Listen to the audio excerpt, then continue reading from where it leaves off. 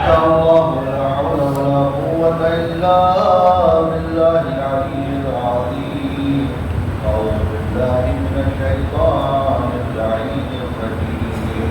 بسم الله الرحمن الرحيم. الحمد لله الذي لا يبلغ مسحته القائمون ولا يحصي نعماءه العافون ولا يؤدي حقه المجتهدون الذي لا يدركه قوت الحمم ولا يناله قوت الفتن ليس لصفته حد محدود ولا نعت موجود ولا وقت ممدود وترى الخلائق بقدرته ونشر الرياح برحمته ووتدا بالقبور ميدان أرضه ثم الصلاة والسلام والتحية والإكرام على أكرم ما في القدوس بالله في كل موجود نقطة طائرة الوجود لواء الحمد والمقام المحمود. أما بعد فقد قال الله تبارك وتعالى في محكم كتابه الكريم وقرآن الحميد وقوله الحق. بسم الله الرحمن الرحيم.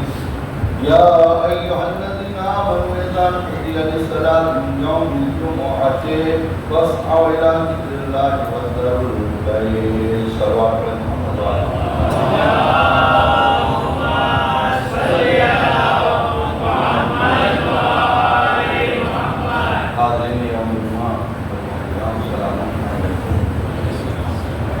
سب سے پہلے میں اپنے نفس کو فقر الہی کی دعوت ترجیح نصیحت کرتا ہوں اور ساتھ ساتھ آپ تمام احباب کو فقر الہی کی دعوت نصیحت اور ترجیح کرتا ہوں. ہر انسان کا فریضہ، ہر انسان کی ذمہ داری یہ ہے تو وہ اپنے آپ کو بہتر بنائے، اپنے آپ کو نیک بنائے، اپنے آپ کو سچا بنائے، اپنے آپ کو متقی بنائے، اپنے آپ کو پرہیزگار بنائے. اور جب انسان اپنے آپ کو سچا، تقی، پرہیزگار بناتا ہے تو پروردگار بھی اس کے اوپر لطف کرتا ہے، اس کو توفیق دیتا ہے. اور جب انسان کو توفیق مل جاتی ہے تو انسان اللہ کے قریب ہو جاتا ہے. ہم جتنی بھی عبادت، جتنی بھی نمازیں، جتنے بھی نیک کام کرتے ہیں اس کا مقصد یہ ہوتا ہے کہ ہم اللہ کے قریب ہو جائیں، اللہ کے محبوب ترین بندے بن جائیں. اس کا مقصد یہ ہوتا ہے کہ جو ہم مشن لے کر چلے ہیں کہ پیروئے اسلام ہیں، پیروئے اہل بیت ہیں، اہل بیت کے چاہنے والے ہیں، لہٰذا یہ عمل ہمارا اس طرح کا ہو کہ اہل بیت کے چاہنے والے کہلائے جائیں. لوگوں کی نظر میں نہیں بلکہ اہل بیت کی نظر میں اہل بیت کے چاہنے والے کہلائے جائیں. لوگوں کی نظر الگ ہے، اہل بیت کی نظر الگ ہے. لوگوں کی نظر میں یہ ہے کہ اگر کوئی بھی نیک کام کر دیا تو آپ اہل بیت کے چاہنے والے کہلائے جائیں گے. لیکن اہل بیت کی نظر میں وہی کام کیا جائے کہ جو ریا سے دور جو دکھاوے سے دور ہو، جو بری باتوں سے دور ہو سکتا ہے بہت سے کام نیک ہوتے ہیں لیکن کبھی کبھی ہمارا نیک کام لوگوں کو دکھانے کے لیے ہوتا ہے تو وہ نیک کام لوگوں کے لیے تو اچھا ہے لیکن اہل بیت کی نظر میں، اللہ کی نظر میں وہ نیک کام نہیں ہے بلکہ نیک کام ختم ہو جاتا ہے. لہٰذا ہماری ذمہ داری یہ ہے کہ ہم جتنے بھی کام کریں وہ نیک ہونا چاہیے اور دوسرے نیت کے ساتھ وہ کام ہونا چاہیے. صلوات پر محمد و آل محمد.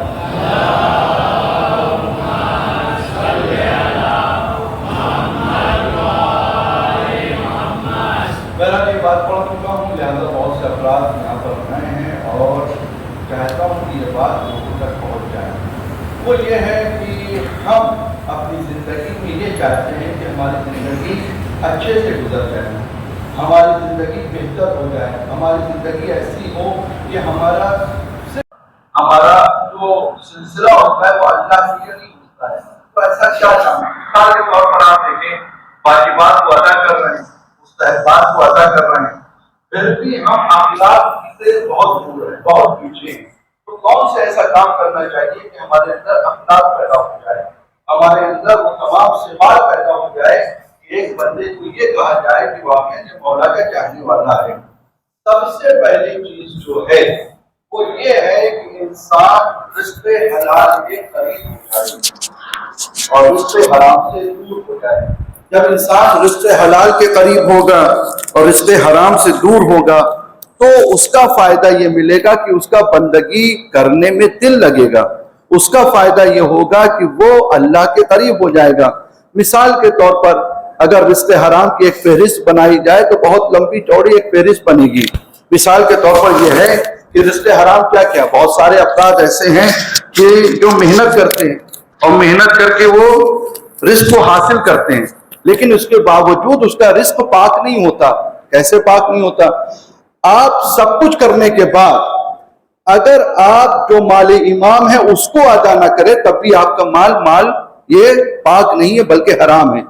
متقی ہے، پرہیزگار ہے، نمازی ہے، سب کچھ کرنے کے بعد بھی اگر خمس نہ نکالا جائے تب بھی ہمارا مال پاک نہیں ہے، ہمارا مال حرام ہے۔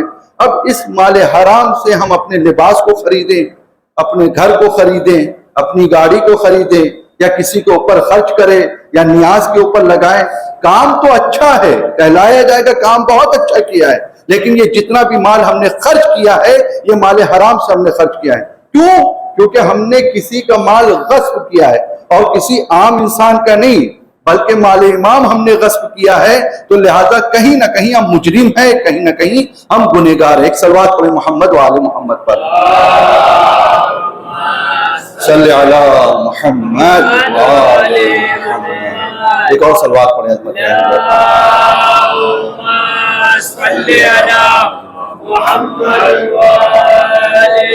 تو لہذا اس بات کا انسان کو خیال رکھنا چاہیے، مال حرام انسان کے شکم میں نہ جانے پائے۔ جب مال امام انسان کے شکم میں جاتا ہے تو اس کے اثرات پیدا ہوتے ہیں، اور جب اثرات پیدا ہوتے ہیں تو وہ نیکیوں سے دور ہوتا ہے، وہ برائیوں سے نزدیک ہوتا ہے۔ ایسے ہی ایک رسول اللہ کے زمانے میں واقعہ ملتا ہے کہ رسول اللہ کے پاس ایک شخص آتا، آنے کے بعد شکایت کرتا ہے۔ کیا شکایت کرتا ہے؟ شکایت یہ ہے کہ ہماری جو ضروریات زندگی وہ پوری نہیں ہو پا رہی ہے، ہم گھر کے خرچے کو پورا نہیں کر پا رہے ہیں۔ رسول نے پوچھا تمہاری کتنی تنخواہ ہے؟ وہ آدمی کہتا ہے 10 درہم میری تنخواہ ہے۔ کہا 10 درہم تمہاری تنخواہ ہے، محنت کرتے ہو، سب کچھ کرتے ہو، یہ بتاؤ نماز پڑھتے ہو؟ کہا رسول اللہ نماز پڑھتا ہوں۔ روزہ رکھتے ہو؟ روزہ بھی رکھتا ہوں۔ حج کرتے ہو؟ حج بھی کر رکھا ہے۔ تمام نیکی کے کام ہم انجام دیتے ہیں، لیکن اس کے بعد بھی ہمارے کام میں برکت نہیں ہو پا رہی، کیا کیا جائے؟ تو معصومین امام رسول فرماتے ہیں کہ انسان کو چاہیے کہ انسان یعنی اس آدمی کے لیے وہ فرماتے ہیں کہ تمہیں یہ چاہیے کہ تم ایک کام کرو، تمہاری جو 10 درہم تنخواہ ہے تم اپنے مالک کے پاس جاؤ اور مالک سے کہو 10 کے بجائے ہماری 7 کر دیجئے۔ رسول اللہ کو کیا کرنا چاہیے تھا؟ رسول اللہ کو کرنا یہ چاہیے تھا 7 کی بجائے وہ یہ کہتے 10 ہے تو اپنے مالک سے کہو 15 کر دیں، میں تمہارے مالک کو جانتا ہوں، پہچانتا ہوں، میں بات کروں گا تمہاری 15 تنخواہ کر دیں، لہذا جب 15 ہو جائے گی تو تمہارے گھر کے خرچے پورے ہو جائیں گے، تو اب تمہیں پریشانی نہیں ہوگی۔ لیکن رسول اللہ یہاں پر الٹا کہہ رہے ہیں، 10 نہیں بلکہ ان سے جا کے کہو کہ 7 کر دیں۔ رسول اللہ کو مانتا تھا اور رسول اللہ کی بھی مانتا تھا۔ یہ ہمارے یہاں کیا ہے، ہم رسول کو تو مانتے، رسول کی نہیں مانتے، مولا کو مانتے، مولا کی نہیں مانتے۔ اب جب یہ رسول کو مان رہا ہے، رسول کی بھی مان رہا ہے، بغیر کچھ کہے چلا گیا، اور جانے کے بعد اپنے مالک سے کہہ رہا ہے مالک ایک کام ہے آپ سے۔ کہا کیا؟ جیسے اس نے کہا میں پیسے کی بات مت کرنا مجھ سے، بڑھانے اڑانے اکثر ہوتے ہیں کہ مالک لوگ جلدی سے راضی نہیں ہوتے ہیں کہ پیسہ بڑھایا جائے، جیسے اس طرح کی بات ہوگی یہ سب بات مت کرنا، باقی ساری بات کرنا، یہ نہیں کرنا۔ کہا مالک سنیے تو میری بات۔ کہا کیا بات ہے؟ اچھا سناؤ۔ کہتا ہے کہ میری جو ہے 10 درہم تنخواہ ہے، آپ ایک کام کریے مجھے 10 نہ دے کے 7 دیا کریے، 3 کم کر دیجئے۔ مالک بہت خوش ہو گیا، جتنے آتے تھے وہ 10 کو کہتے تھے کہ بڑھا دو، یہ ایک نیا آدمی آیا یہ کہہ رہا ہے کہ 10 کی جگہ 7 کر دو، چلو اچھی بات ہے، جب فائدہ ہر جگہ ہو رہا ہے وہ اپنا فائدہ دیکھ رہا ہے، یہ رسول کی بات پہ عمل کر رہا ہے۔ اگر انسان قرآن کی، رسول کی، اہل بیت کی بات پر عمل کرے تو اس کے رزق میں پروردگار خود بخود اضافہ کرے گا۔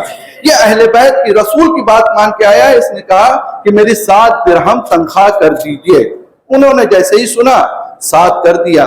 ساتھ کرنے کے بعد مہینہ گزرتا رہا. ایک دن رسول اللہ سے ملاقات ہوئی. رسول اللہ نے پوچھا کیا ہوا, خرچہ کیسا چل رہا ہے, حالات کیسے ہیں؟ یا رسول اللہ بہت اچھے حالات ہیں, بڑے بہتر حالات ہیں.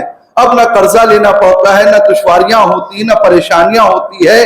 جو کام بھی کرنا چاہتے ہیں وہ سارے کام ہو جاتے ہیں 7 درہم میں. لیکن مجھے سمجھ میں نہیں آیا, جب 10 ملتا تھا تو خرچہ پورا نہیں ہو پاتا تھا, آج 7 مل رہا ہے, خرچے سارے پورے ہو جا رہے ہیں. سمجھ میں نہیں آیا.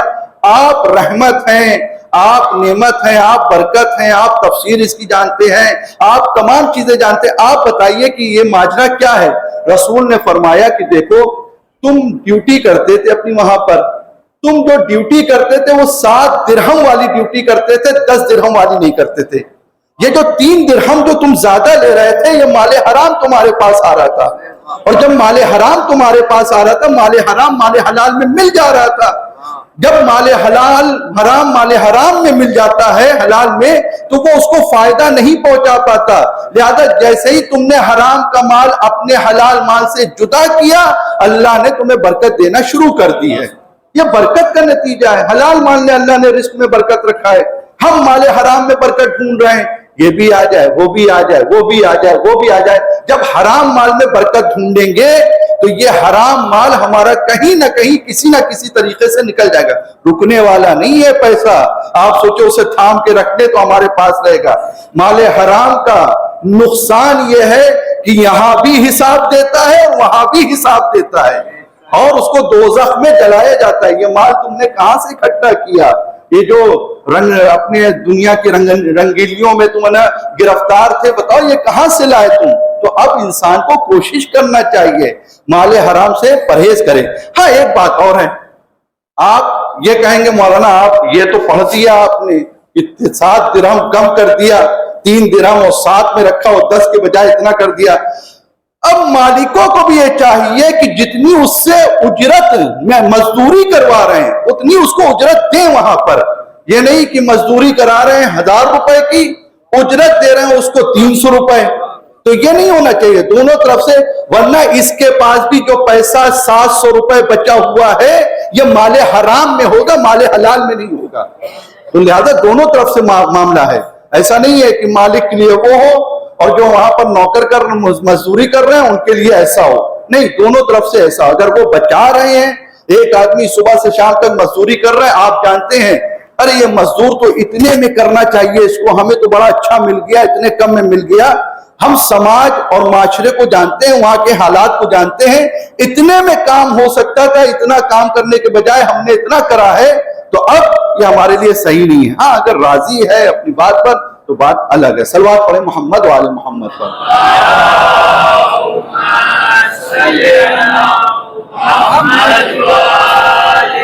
آئیے ہم سب مل کر دعا کرتے ہیں اللہ کی بارگاہ میں, اللہ ہم سب کو توفیق دے مال حلال کمانے کی. یہاں پر جتنے بھی حاضرین موجود ہیں ان کی جو بھی جائز حاجات ہے اس کو پورا فرما. اے میرے اللہ پوری دنیا میں جہاں کہیں بھی مومن مومنات ہیں ان کی جان مال عزت آبرو کی حفاظت فرما. جو مظلوموں پہ ظلم ہو رہا ہے پروردگار ظلم کا خاتمہ فرما. جو ظالم حکومت ہے پروردگار اس کو نست نابود فرما. تمام مراجع کرام, تمام علماء کرام, خصوصاً آیت اللہ سیستانی صاحب رہبر معظم, آیت اللہ خامنئی صاحب, ان کی حفاظت فرما. بار اللہ تجھے واسطہ اہل بیت علیہ السلام کا حجت عصر کے ظہور میں تعجیل فرما. ہم سب ان کے آوان و انصار میں شمار فرما. بسم اللہ الرحمن الرحیم. والعصر ان الانسان لفی خسر الا الذين آمنوا وعملوا الصالحات وتواصوا بالحق وتواصوا بالصبر. اللهم صل على محمد وآل محمد. اللهم صل على محمد وآل محمد. اللهم صل على محمد وآل محمد. اعوذ باللہ من الشیطان الرجیم. بسم اللہ الرحمن الرحیم.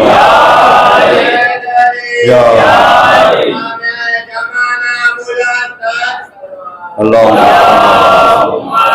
صل علی محمد وآل محمد. बिस्मिल्लाहिर्रहमानिर्रहीम अल्हम्दुलिल्लाहि रब्बिल आलमीन वस्सलातु वस्सलाम अला अशरफिल अंबिया'i वल मुरसलीन अबिल क़ासिम मुहम्मद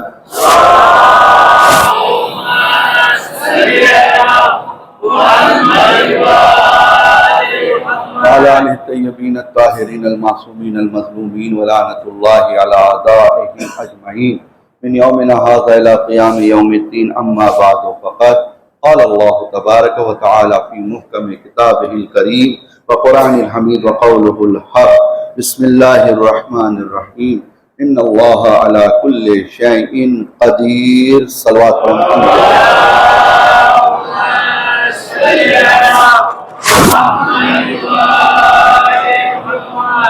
हाज़रीन यौम जुमा सलामुन अलैकुम। इस दूसरे खुतबे में सबसे पहले अपने नफ्स को तक़वा इलाही की दावत तलक़ीन नसीहत करता हूँ और साथ साथ आप तमामी हज़रात को तक़वा इलाही की दावत देता हूँ। जैसा कि परवरदिगार कुरान करीम में इरशाद फरमा रहा है कि बेशक अल्लाह हर चीज़ पर कादिर है, अल्लाह कुदरत रखता है, हर काम कर सकता है। उसके बावजूद परवरदिगार ने बंदों को खल्क़ किया और बंदों को खल्क़ करने के बाद उनसे मुतालिबा किया है कि तुम नेक बंदे बनो, एहसान अमल करो, मेहनत करो, कोशिश करो, तलाश करो और तलाश करने के बाद अल्लाह के करीब हो जाओ, नेकियां करते हुए अल्लाह के करीब हो जाओ। ये दूसरा खुतबा और पहला जितने भी खुतबे हैं यहाँ पर, उन खुतबों के जो भी बात बयान की जा रही है उसमें मैं अपने लफ्ज़ों का जिम्मेदार हूँ। आप क्या सोचते हैं, क्या उससे मतालिब निकालते हैं, वो आपकी। अगर किसी को कोई बात नहीं समझ में आ रही है तो वो आकर मुझसे सवाल कर सकता है, आपने ये जो पढ़ा है ये क्या पढ़ा है, किस लिए पढ़ा है, मैं उसका जवाब देने के लिए तैयार हूँ। दूसरी बात यह है, बुजुर्ग से माजरत के साथ जितनी भी बात कही जा रही है जवानों के लिए है और जवानों को चाहिए कि वो आने वाले वक्त के जिम्मेदार हैं, आने वाले वक्त के फ्यूचर हैं, लिहाजा उनको चाहिए कि वो अपनी जिम्मेदारी का एहसास पैदा करें, क्योंकि आने वाले वक्त में आज़ादारी को आगे बढ़ाना है, आने वाले वक्त में तमाम जिम्मेदारी को आगे उनको समझना है। तो लिहाजा उनकी जिम्मेदारी है कि वो अपने मुस्तकबिल को कैसे संवारते हैं, कैसे बेहतर बनाते हैं। समाज, माशरा, हालात ज़िंदगी आज अगर उठाकर देखें तो बद से बदतर होते चले जा रहे हैं और उसमें हमारा जवान जो है वो गुमराह होता चला जा रहा है। लिहाजा जवानों की जिम्मेदारी बहुत जरूरी है कि वो अपनी जिम्मेदारी को महसूस करें, एहसास करें। जैसा कि सबसे पहली जिम्मेदारी माँ बाप की होती है। माँ बाप को चाहिए कि अपने बच्चों को पहले वो समझें कि हमारा बच्चा चाहता क्या है। अगर माँ बाप अपने बच्चों को समझ जाएंगे तो उसका नतीजा ये निकलेगा कि बच्चे बिगड़ने नहीं पाएंगे और जब बच्चे बिगड़ेंगे नहीं तो समाज में एक नया नक्शा, एक नया चेहरा, एक नया अंदाज पैदा हो जाएगा। लेकिन जब बच्चे ये जवान बिगड़ जाएंगे तो समाज के जरिए से पूरा माशरा खराब होता हुआ नजर आएगा। मिसाल के तौर पर लड़के से जब कोई बात कहें, कुछ कहें तो लड़का गलत काम क्यों नहीं करता, वो कहेगा हमारे माँ बाप को बुरा लगेगा। जब हमारे माँ बाप तक ये बात पहुंचेगी तो माँ बाप जैसे ही सुनेंगे उनको ये बात बुरी लगेगी, अरे फला के लड़के हैं, फला के बेटे हैं, फला उनके बाप हैं। जब ये बात उन तक पहुंचेगी उनको बुरा लगेगा। आप ये भी सोचिए और इसके साथ साथ ये सोचिए कि आपकी ये बात कहां तक जा रही है। सिर्फ माँ बाप तक महदूद नहीं है, हम मानने वाले किसके हैं, हम पैरोकार किसके हैं, हमारा रहबर कौन है, हम किसके चाहने वाले हैं, अहले बैत के चाहने वाले। जब भी हम कोई गलत काम करेंगे दुनिया ये कहेगी ये अहले बैत के चाहने वाले हैं, ये हुसैन के मानने वाले हैं, ये अली के मानने वाले हैं, ये आज़ादार हैं, ये काम कर रहे हैं। तो लिहाजा हमारी बात जिस तरीके से माँ बाप तक पहुंचती है इसी तरीके से ऊपर तक जाती है और जब ऊपर तक जाती है हम ऐसा न करें कि हम अपनी वजह से वहां तक ये बात पहुंचाए और उस वक्त सबब बन जाए। तो लिहाजा हमारी जिम्मेदारी हम नेक बने, अच्छे बने। जब यहाँ पर मैं था, मैंने जुमा में बयान किया था, चंद वजूहात हैं कि जिसकी वजह से जवान हमारा गुमराह होता है। पहली वजह जो बताई थी वो फुर्सत, खाली बैठा हुआ है, कुछ काम नहीं है उसके पास। जब इंसान फुर्सत के आलम में रहेगा, खाली रहेगा, तो कहीं ना कहीं वो गुनाहों में मुलव्विस होता चला जाएगा। लिहाजा जिम्मेदारी क्या है, पढ़ाई लिखाई करें, اپنے مستقبل کو سنوارے. بہت سارے کورسز آئے ہوئے ہیں, کوئی کورس کریں. ہم یہ سوچ کر کورس کریں کہ کل کو ہمیں مستقبل میں کوئی کام کرنا ہے.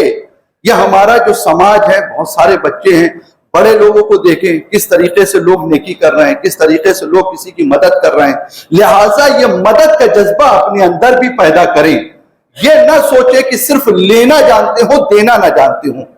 آج ہمارا جوان یہ سوچا صرف مل جائے مل جائے مل جائے, نہیں, اپنے اندر یہ جذبہ پیدا کریں. آج ہم لے رہے ہیں تو کل ہمیں کسی کی مدد کرنا ہے, کسی کو دینا ہے, کسی کی ضروریات کو پورا کرنا ہے. یہ کب ہوگا؟ جب ہم فرصت سے خالی ہوں گے, ہمارے پاس فرصت ہی فرصت ہے. ہمیں کوئی کام کاج کرنا چاہیے, ہمارے لیے کوئی ایسا ماحول ہونا چاہیے, ایسا سسٹم ہونا چاہیے کہ ہم کام کریں, ہم آگے بڑھیں. جو جوان پڑھ رہے ہیں ان کو چاہیے کہ اور پڑھائی کریں, اور ترقی کریں, اور تیاری کریں, آئی ایس کی تیاری, پی سی ایس کی تیاری. اور جو تجارت میں آگے, ان کو تجارت میں کام کرنا چاہیے. جو جس فیلڈ میں ہے اس کو چاہیے اس فیلڈ کے میدان میں آگے آ کر اس کے اوپر کام کریں. جب کام کریں گے تو اس سے ہم اور آپ اچھے نہیں بنیں گے بلکہ سماج اچھا بنے گا. آج آپ خود دیکھیں, مہوا میں اگر سب سے زیادہ بزنس مین کی تعداد ہے تو ہماری اور آپ کی تعداد ہے. جانا جاتا ہے اچھے ناموں سے, ان کے پاس بڑا بزنس ہے, وہ اتنے چند افراد ہیں, لیکن چند افراد میں بھی اتنے کامیاب ہیں کہ ہر آدمی اس کا نام لیتا ہوا نظر آ رہا ہے. جب سماج کا ہر آدمی کامیاب ہو جائے گا تو ہمارا معاشرہ کہاں پہنچے گا, ہمارا دین کہاں پہنچے گا, ہمارے لوگ کہاں پہنچیں گے. جیسا امام دیکھنا چاہتے ہیں لیکن ویسا ہمارا معاشرہ ہوگا. لیکن یہ ساری چیزیں دین کے ساتھ ہونا چاہیے. دوسری چیز, کسی کے لیے سیاست مت کریں, کسی کے لیے سیاست نہ کریں. فلاں آدمی اچھا جا رہا ہے, کیسے اچھا جا رہا ہے, کیوں اوپر ہو گیا. نہیں, آپ کا آدمی ہے, آپ کے معاشرے کا آدمی ہے, آپ کی فیلڈ کا آدمی ہے, آپ کے عقیدے کا آدمی ہے. آپ کو چاہیے کہ اگر وہ اچھا جا رہا ہے تو اور ایسے اسباب پیدا کرتے تاکہ اور اچھا چلا جائے. ہم کیا کرتے ہیں, ہم وہ اسباب پیدا نہیں کرتے. اگر کوئی اچھا جا رہا ہے تو اس کے خلاف منصوبہ کرنے لگتے ہیں, منصوبہ بنانے لگتے ہیں. یہ کیسے آگے چلا گیا, اس کو تو آگے نہیں جانا چاہیے, اس کے لیے ہمیں یہ گڈھا کھودنا ہے, یہ کرنا ہے, وہ کرنا ہے, وہ کرنا ہے. یہ سارے کام ہم کرتے ہوئے نظر آتے ہیں. منصوبہ اتنا بنایا گیا, لیکن منصوبہ بنانے کے بعد کیا ہوا, آدمی فیل ہو جاتا ہے. پھر کہیں نہ کہیں وہ دیکھتا ہے. یاد رکھیے, جب انسان کسی کے لیے منصوبہ بناتا ہے تو وہ جس کے لیے منصوبہ بنایا جاتا ہے, پروردگار خود اس کو اتنی ترقی دے دیتا ہے کہ یہ اسی میں جل کر راکھ ہو جاتا ہے, اس کے حسد میں مارا جاتا ہے. لہذا کسی کے لیے منصوبہ نہ بنائے, کسی کے لیے فکر نہ سوچے کہ ہم اس کو گرا دیں گے, ہم اس کو یہ کر دیں گے, ہم اس کے لیے منصوبہ نہیں. آپ اہل بیت کے, آپ اپنے آپ کو پہلے دیکھ لیں, آپ ہیں کیا, کس کے چاہنے والے ہیں, ہمارے امام کون ہے, ہمارا رسول کون ہے. یہ اگر ہم نے دیکھ لیا, غور کر لیا, ہم تو صرف نام کے ہیں, پہلے ہم سوچ ہی نہیں پا رہے ہم ہیں کون. اپنے آپ کو محسوس کریں, ہم ہیں کیا, کس کے چاہنے والے. رسول کے لیے کتنے منصوبے بنائے گئے, قتل کر دیں گے. 40 قبیلے کے لوگ آ کے رسول کے اوپر کھڑے ہو گئے, قتل کرنا ہے. لیکن جس کو اللہ بچانا چاہتا ہے اس کو کوئی مار نہیں سکتا. آپ کتنے بھی منصوبہ بناتے, کسی کو اگر آپ گرانا چاہتے ہیں تو کبھی گرا نہیں سکتے. سادات کرام کو لے لیجئے, کتنا مارا گیا, دیوار پہ دیوار چنوا دی گئی, لیکن کبھی سادات کرام ختم ہوئے نہیں ہوئے. کل جیسا ان کا مرتبہ تھا آج بھی ویسے ان کا مرتبہ ہے. ہم اور آپ گرانے کی کوشش کر سکتے ہیں, لیکن اللہ نے ان کو عزت دی ہے, اللہ نے ان کو مرتبہ دیا ہے, تو لہذا یہ ہمیشہ قائم اور دائم رہیں گے, باقی رہیں گے. اور رسول نے فرمایا, اللہ نے کہا انا اعطیناک الکوثر, ہم نے آپ کو کثرت نسل دیا ہے. لاکھ آپ کوشش کر لے, لاکھ انسان کوشش کر لے, لیکن وہ کام نہیں کر سکتے. تو لہذا منصوبہ کسی کے لیے نہ بنائے. منصوبہ بنانے کے چکر میں انسان اپنے آپ کو تو خراب کر سکتا ہے لیکن دوسروں کو خراب نہیں کر پائے گا. دو چیز. تیسری چیز کیا ہے, تیسری چیز انسان کی یہ ہے کہ جو جوان ہمارے ہیں وہ صحبت صحیح اختیار کرے. صحبت کا مطلب کیا ہے, یعنی یہ جو بیٹھنے اٹھنے والے لوگ ہیں ان کا انتخاب اچھا ہونا چاہیے. اب ایک آدمی, معذرت کے ساتھ کہہ رہا ہوں, جواری ہے, جگار کھیلتا ہے, شراب پیتا ہے, اور بہت سارے لفظ ہیں جو یہاں سے لینا مناسب نہیں ہے, آپ بہتر جانتے ہیں. یہ سارے کام اس کے اندر ہیں. انسان کو چاہیے یا تو پہلے اس کی تبلیغ کرے, ایسا نہیں کہ اس کو چھوڑ دیں. رسول اللہ کے پاس ان کے زمانے میں بہت سارے لوگ تھے, کافر تھے، مشرک تھے، یہودی تھے، عیسائی تھے، بہت سارے ایسے تھے جو شراب بھی پیتے تھے، سارے کام کرتے تھے، رسول نے چھوڑا نہیں ان کو، پہلے ہدایت کی. اگر ہدایت ہو گئی تو ٹھیک ہے، نہیں ہدایت ہوئی تو اپنے عمل کے ذریعے سے ان کے اوپر یہ توجہ دلائیں کہ آپ جو کام کر رہے ہیں وہ غلط ہے، اس لیے ہم نے آپ کو چھوڑ رکھا ہے. ہمارا ان کا معاملہ کیا ہوتا ہے؟ جب ہم چھوڑتے ہیں تو اپنی دشمنی کی بنا پر چھوڑتے ہیں. ہماری لڑائی ہو گئی تو ہم نے چھوڑ دیا، ہماری دشمنی کی بنا پر ان کو چھوڑا جاتا ہے. ہم اپنی دشمنی کی بنا پر ان کو نہ چھوڑے، بلکہ یہ دیکھ کے چھوڑے یہ اللہ کا مطیع اور فرما بردار بندہ ہے یا نہیں ہے. اگر نہیں ہے تو ان سے قطع تعلق کر لیں. بھیا جب تمہیں اللہ کے نہیں ہو سکے تو بندوں کے کیا ہو پاؤ گے؟ لہذا پہلے انسان کو اللہ کا ہونا چاہیے. اللہ جو تمہیں روزی دے رہا ہے، جو روٹی دے رہا ہے، جو تمہیں ہاتھ دے رکھا ہے، پیر دے رکھا ہے، تمہارے حسن کو دیا، تمہاری گاڑی کو دیا، تمہارے بنگلے کو دیا، سب کچھ اللہ نے تمہارے لیے کر رکھا ہے اور تم اسی اللہ کے نہیں ہو پا رہے ہو. جب تم اللہ کے نہیں ہوئے تو بندوں کے کیا ہوگے؟ لہذا ہمارا کیا ہونا چاہیے؟ پہلے یہ دیکھنا چاہیے کس کا فرما بردار ہے. ہم اپنی دشمنی کی بنا پر نہیں، اور انسان کو نہیں چھوڑنا چاہیے. انسان کی جو اعمال بری صفت ہے اس سے انسان کو نفرت کرنا چاہیے. انسان سے نفرت نہیں، انسان کی بری صفت سے نفرت کریں، اس کو بدلنے کی کوشش کریں. الحمدللہ. بس آخری بات، مطالب بہت سارے تھے، وقت کے مد نظر رکھتے ہوئے بات اپنی ختم کر رہا ہوں. ہم نے کتنی ساری مجلس کری ماشاءاللہ سے، پیغامات شریعت کو ہم نے سنا، پیغامات دین کو ہم نے سنا، پیغامات رسول کو ہم نے سنا، پیغامات حسین کو ہم نے سنا.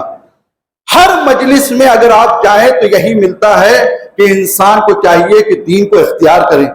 اب جب دین میں جا کر دیکھتے ہیں تو دین میں ملتا ہے کہ انسان کو سچ بولنا چاہیے، انسان کو وعدہ نبھانا چاہیے، انسان کو بری باتوں سے دور ہونا چاہیے، انسان کو غنا سے دور ہونا چاہیے، انسان کو موسیقی سے دور ہونا چاہیے. یہ ساری باتیں اسی میں بیان کی جاتی ہے. لیکن جیسے ہی ماہ اذا کا زمانہ گیا، یہ گیا.